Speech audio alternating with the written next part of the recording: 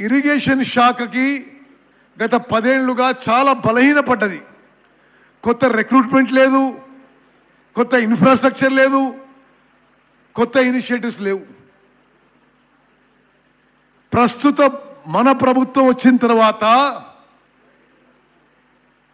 1100 మంది, ముందు 700 మంది ఇంజనీర్లు తీసుకున్నాం, మళ్ళీ 400 మంది ఇంజనీర్లు తీసుకొని మొత్తం 1100 మంది ఇంజనీర్లతో ఇరిగేషన్ శాఖ బలపడే విధంగా ముందుకు పోతున్నాము. అదేవిధంగా గతంలో అసలు కాలువల మీద తిరిగేటోళ్ళు లస్కర్ లేరు. ఎస్కేప్లు, షట్టర్లు, గేట్లు చాలా ప్రమాదకరమైన పరిస్థితి చేరినాయి.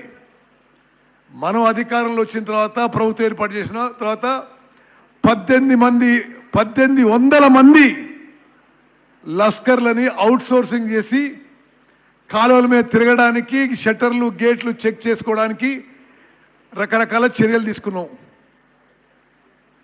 అదేవిధంగా ఈరోజు ప్రస్తుతం ఉన్న మన కాంగ్రెస్ ప్రభుత్వంలో ముఖ్యమంత్రి రేవంత్ రెడ్డిగా, ఉప ముఖ్యమంత్రి బట్టి విక్రమార్క, మరి కేబినెట్ మంత్రులందరం కూడా ఇరిగేషన్ శాఖకి అధిక ప్రాధాన్యత ఇచ్చి ఈ సంవత్సరం బడ్జెట్లో 23,000 కోట్లు కేటాయించడం జరిగింది.